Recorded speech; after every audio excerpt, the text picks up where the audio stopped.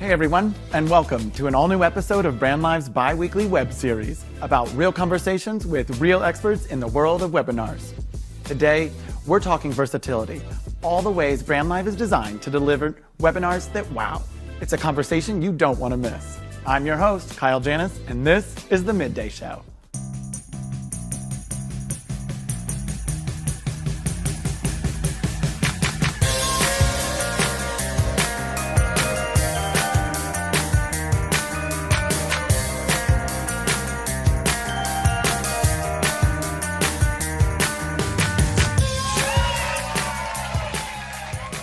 Here at the Midday Show, we talk a lot about the webinar. It's kind of what we do here. We've chatted with creatives and designers who shared their experience to make our content look oh so good. Product leaders on all that Brandlive and Greenroom can do to elevate your experience. But Brandlive goes way beyond the webinar, and it's about time we talk about it. For that conversation, there's no one better than my guest today, Brandlive's VP of Product, Will Clancy.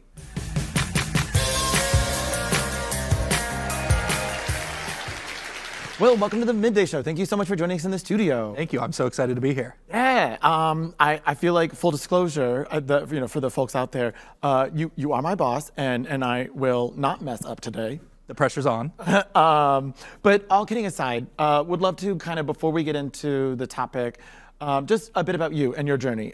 So Brandlive and prior, you've really spent your whole career in the world of tech and product specifically, yeah? I have, yes. What initially drew you into that space? Well, I actually have a background in broadcasting. First company I worked at was actually live streaming. Felt like I grew up doing a lot of different roles at that company. Sort of landed unexpectedly in product, or kind of carved that out for myself, and really fell in love with it, and have been kind of doing that ever since in a couple different industries, and found my way back to live streaming specifically, or video streaming, I should say, at Brandlive. Comes back. And yeah, here we are. So from my little investigation into your LinkedIn, you've been a part of many product launches and product teams. Is there one product or project that you're most proud of or was most memorable to you? Oh, that's a tough one. I feel kind of guilty giving this answer because it might feel like a cop-out, but I think it is our current product that was launched now 3 years ago. That was a pretty significant shift in Brandlive being around for 14 years, has historically really looked and felt very different. This kind of ushering in the new era of Brandlive, that was the culmination of a lot of hard work from folks across multiple teams, and was just really exciting to see come to life, and how it's kind of since evolved, but that launch moment being really an exciting moment in time.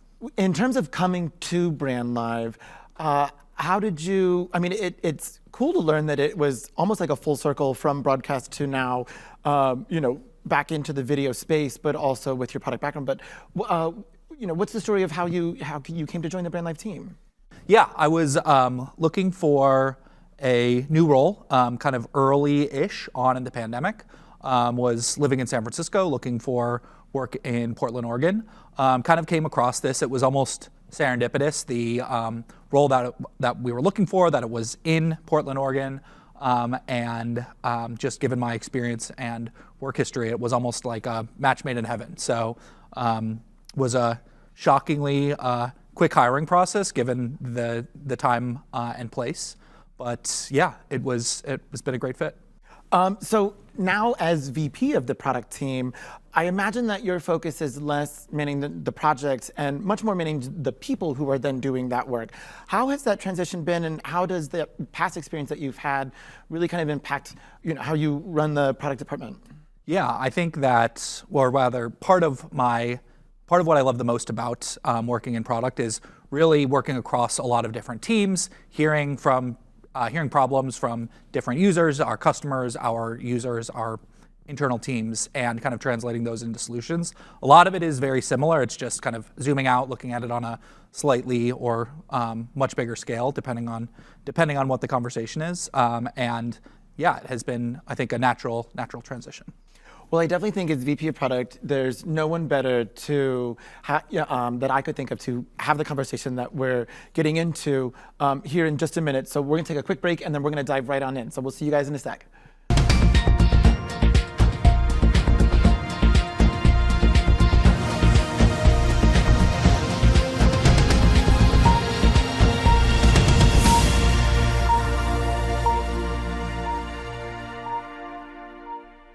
Hello, this is Brandon Lively with BLTV with some exciting updates on this developing story we're following. It is day 3 here in Austin, Texas at the South by Southwest Expo, and the Brandlive booth is what many have said, poppin'. Lines have been around the corner as Brandlive engages with attendees here, capturing their thoughts on video at work and what we can do to make it better. Brandlive will be here in Austin, Texas until Wednesday, the 12th, for the South by Southwest Expo. For now, I'm Brandon Lively with BLTV. Back to you.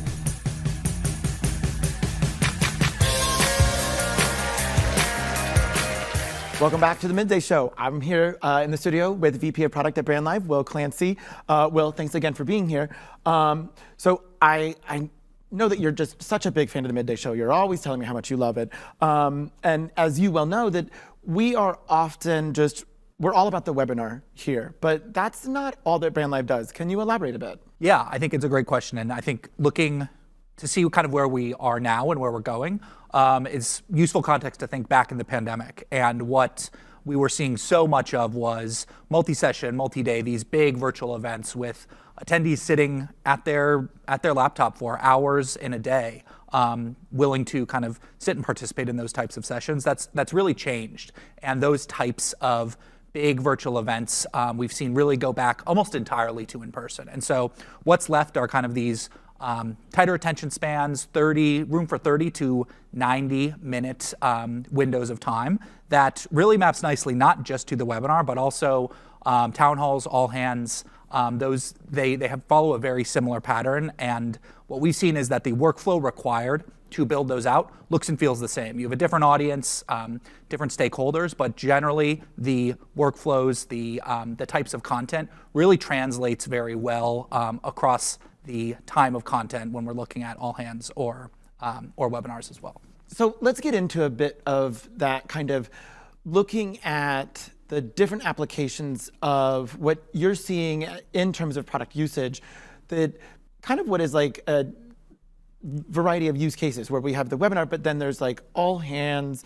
And so what are we seeing in terms of the enduring application of this video comm space and of the tools that Brandlive offers? Yeah, I think it's twofold. First, really around the types of content that engage your audience. And if I'm watching a webinar, if I'm watching a town hall, that stale sort of content that is the talking head over the slide deck really lends itself to your audience losing their attention span. And regardless of who the audience is, the more investment into the video itself, making it engaging, keeping it fresh, not feeling like it is a static frame of a talking head next to a slide deck, keeps that engagement and goes beyond just the tools that are around the video. Things like polls, chat, they are engaging to a certain degree, but what is really going to keep the audience's attention, really keep them staying engaged throughout that 30 to 90 minutes is really around the content of the video.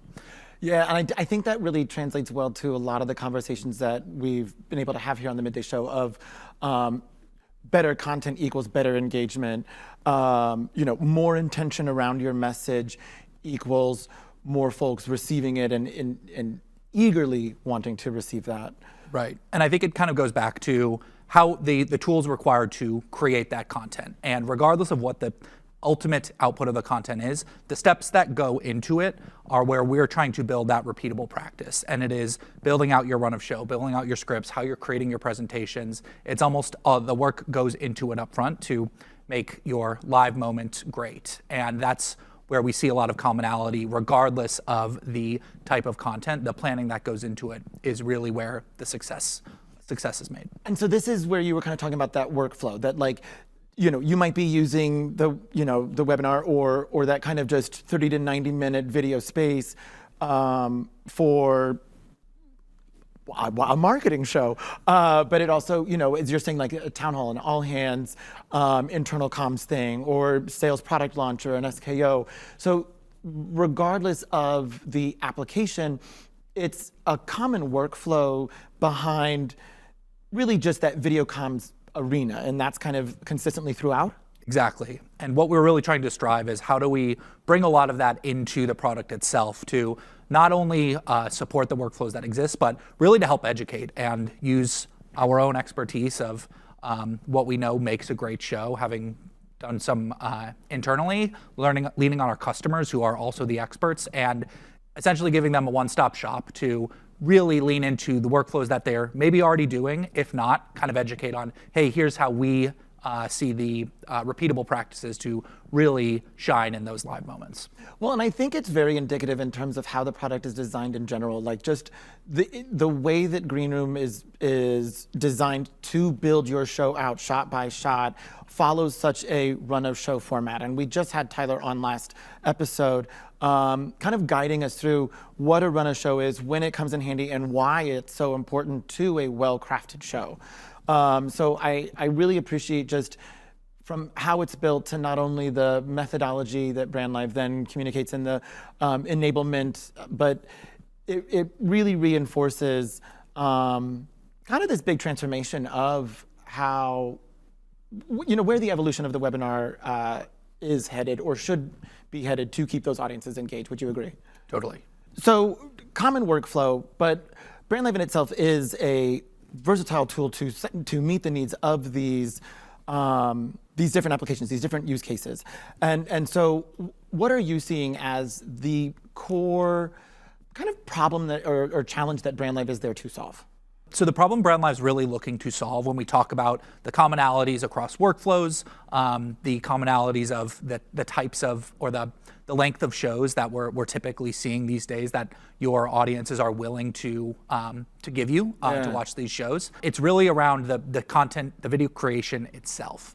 And when you think about what goes into a video creation, it's time, it's expensive, it's relying on the resources that might not have you at the top of their list. And so not only being able to leverage our creative teams as an extension of your own, but also building that into the product itself and talking about things like style packs, these creative elements that can really be built, used, customized within Green Room, that essentially eliminates your team's reliance on that creative agency, on those sort of third-party teams tools, again, that are expensive to do, take time to really come to life. So I think you said it really well that like, regardless of what the message is in this video space, to keep those, the ever dwindling attention span of our audience engaged, it is that elevated experience and that really that the core word creative as a means to hold their attention, to draw them in and to keep them focused on that important message that you have. Brandlive, as its general kind of development pathway, is looking to continue to solve that creative challenge where it is complex. It is, whether it's multiple teams or multiple tools or tools that just aren't doing it enough.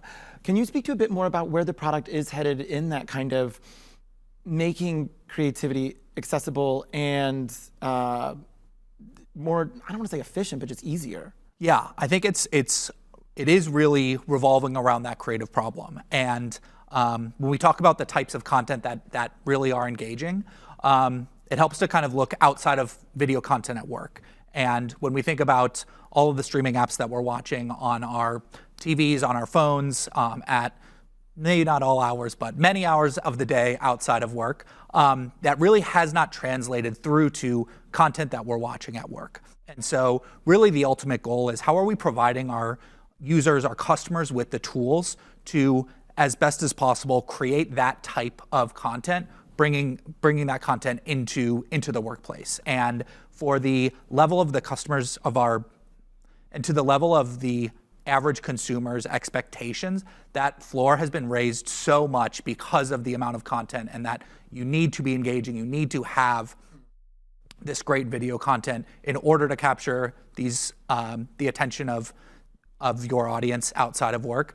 The bar really is not there yet at work, that we feel strongly that it eventually will get to that point, and that if you are not investing in the video content itself, you will be losing your audience to those that are. And so again, as we're looking out 2, 3, however many years into the future, we're essentially building the tools to allow you to create that content moving forward, and really meet the growing expectation of your audience, whoever they may be. Well, let me ask you this. Like, as the video's evolving and we're seeing, this push for greater quality, does that mean that every single piece of content needs to suddenly be this all-out production? Like, what are you seeing? Yeah, it's a great question. I think what's important to keep in mind is that you know your audience best. And I think that there are always ways that we can help you elevate the video to a degree that makes sense. I think depending on what the type of content is, that ultimately is still the message that we're trying to convey. And there are interesting, fun, dynamic ways to do it that Brandlive allows you to level that up, that Brandlive allows you to really create. But that doesn't mean that every content for every audience is going to be, like you said, this big production. It's really dependent on who your audience is and what is going to resonate with them.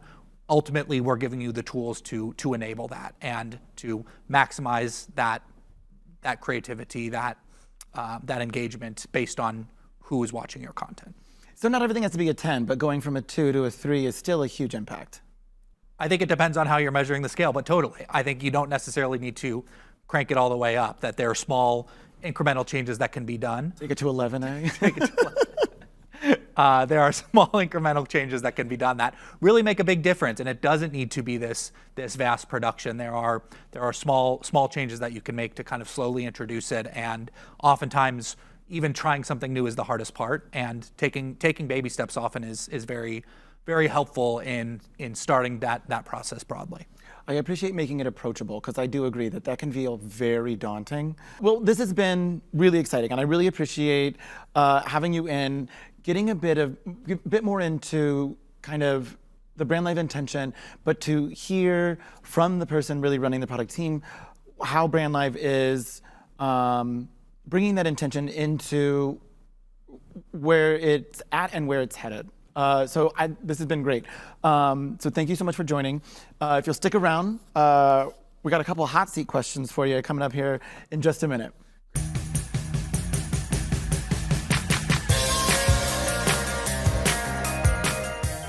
Creating high-quality video content is difficult. Design resources are expensive, internal creative teams have competing priorities, and the entire process requires constant attention end-to-end to manage successfully. Enter Brandlive. We bring you the tools, the team, and a process ripped straight from Hollywood used to elevate your content and bring streaming and the magic of television to work. Video is everywhere in our daily lives, and the bar for capturing your audience's attention has never been higher. Whether you're hosting weekly webinars, quarterly town halls, or a marquee event, quality video content is critical to engage your audience in a world full of noise. Welcome back. Will, it's hot seat time. You ready? I'm ready. As ready as I can be. You got this. Total pro. So, question number 1. You're from Chicago, and Chi-Town is well known for its niche liqueur Malort. My question to you is a two-parter. First, what is Malort exactly? And second, do we all secretly know it tastes like pine sol? Malort is, as best as I can tell from researching online after not really knowing what it is for the first time, started as a medicine, so take that as you will. And you know what, I'll say it's an acquired taste, certainly a polarizing subject on whether or not it tastes like pine sol. I think there's maybe a clear line of divide on the set right now, but we can leave it at that. Are you pro Malort? Have you adapted? I'm pro. It's a bit of an acquired taste, but consider it acquired. Rock on with your bad self, Chicago. All right, question number 2. I know that you've been sporting the Oura Ring recently. How has it been getting that extra information? Like, do you find that all the insights of your body are like, is that helpful? It leaves a little to be desired. I don't want to go on an anti-Oura rant or pro-Oura rant. It's been useful to see. Definitely some useful insights as far as wake up times, stress levels, certain indicators. It's great to see sleep habits and kind of how changing schedules impact that. I don't know that I'm prepared to know that much about myself, to be quite honest with you. But on to 3. So here at Brandlive, you have been affectionately given the nickname Cowboy Clancy. Can you tell me the origins of that? Yeah, I think if you ask different people, you probably get different answers. About a month or so into my tenure at Brandlive, went on a trip to Joshua Tree, found a great vintage cowboy hat in a thrift shop, and kind of wore it here and there to the office. I think that was probably the initial inspiration for it. I feel like kind of leaned into that for costume parties for Halloween, costume parties not for Halloween. It's a great accessory. I feel like it takes a certain bravado to rock the cowboy hat, and so It makes me feel great when I wear it. I'll say that. I'm glad for you. I'm glad for you. But all right, we got 2 more to go. Here we go. These are the ones we ask every single person. What would be the title of your webinar series that would have everyone binging from all the way through? Boy, maybe we go back to the nickname, and it's Cowboy Clancy's Corner. Something alliterative. Yeehaw! All right, I'll tune in.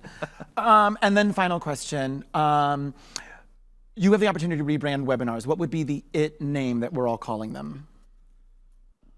Well, I think just given where we're at, given we're on Brandlive, I don't know if this is an original answer or not, but a Brandlive, maybe a little ambitious, a little aggressive, but that's where we're at, and I think it's due for a refresh. So maybe we'll I'm see here for where we Brandlive go. becoming a household name. Yeah. I'm into that. And it was original. I don't think we've gotten Brandlive as a suggestion quite yet. So a first and solid answer. Will, and with that, you have survived the hot seat. Again, thank you so much for joining us in the studio. And thank you guys out there for watching. Will and I are going to be in the live Q&A coming up next.